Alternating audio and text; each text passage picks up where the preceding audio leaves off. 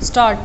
Mr. Deputy Speaker, sir, before I say anything about defense, I would like to congratulate the Home Ministry on the splendid work it has done in connection with the improvement of the conditions of the scheduled castes and scheduled tribes.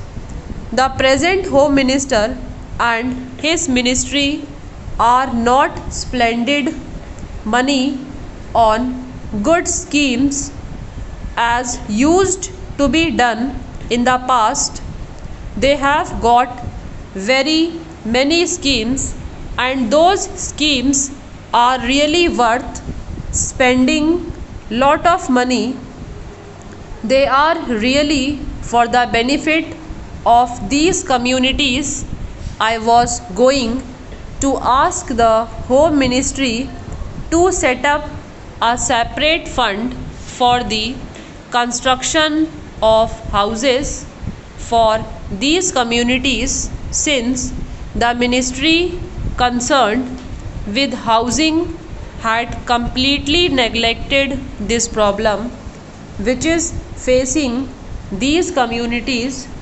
Even the Planning Commission in the last 5-year plan has not done much in this regard. I think even in the second 5-year plan there is no definite plan for providing housing facilities for the scheduled castes and scheduled tribes. But since the housing minister has promised that he is going to constitute a board to go into these things, I do not think there is any need for me to stress this point anymore about the board which is going to be constituted.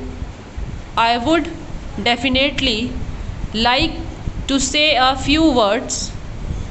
This board, I believe, is going to consist of some members of the Harijan community and also a member of belonging to non-Harijan communities.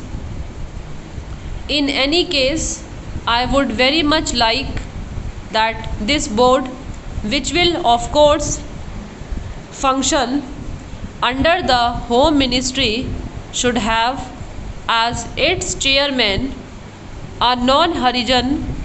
I want to stress this point because I know that in some of the states where the portfolio of Harijan welfare is given to a Harijan minister, he is not able to do his work properly.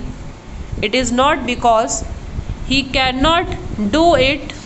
It is not that he is not efficient enough to do it, but because everything he speaks about the welfare of scheduled castes and measures to be taken to improve their conditions, he is generally looked down by the other members of the cabinet as a communist.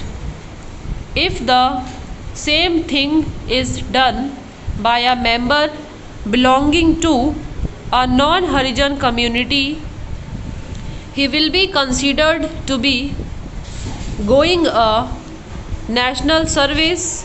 Therefore, the chairmanship should go to a non-Harijan. The second 5-year plan, I understand, is going to be an industrial plan. Many industries are going to be established in this country. Therefore, I feel it my duty to say that the ministries concerned with heavy industries should take proper care in setting up new industries in places which are not very well developed. For instance, if a heavy industry is set up only in one state, all the ancillary factories crop up in that particular state and the benefits are derived only by the people of that state.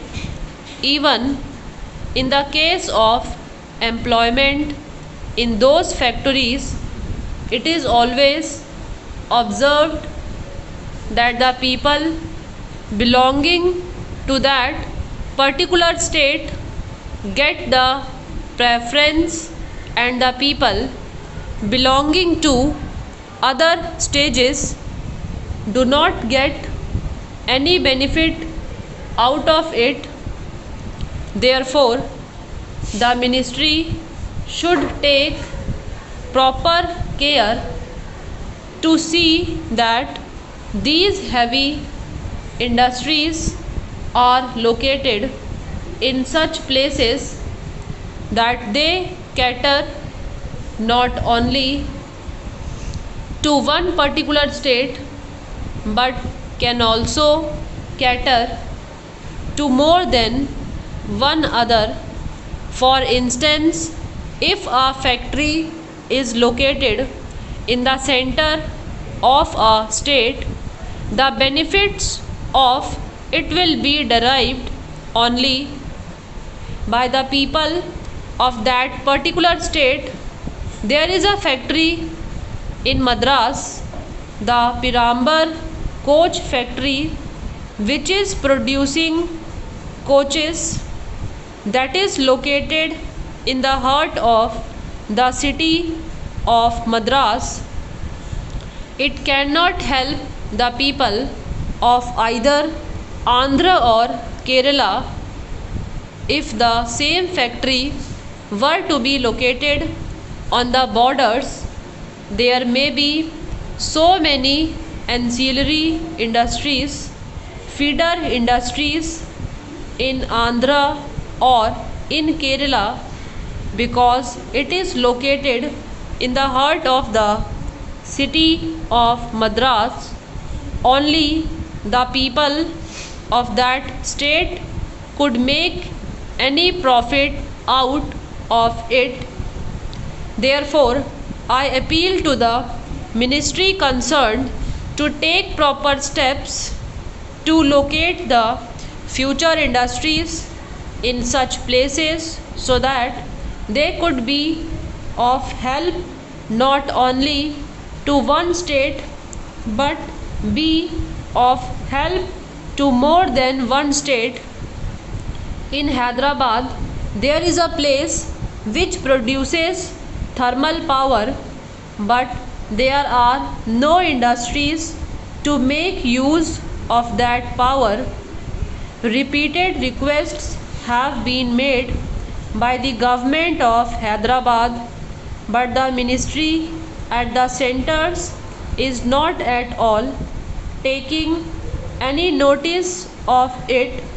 I think if a factory to produce electrical goods or a small fertilizer factory or a small engineering factory were to be located at that particular place, that will be able to cater not only to the Hyderabad state but also to Andhra and other places as well.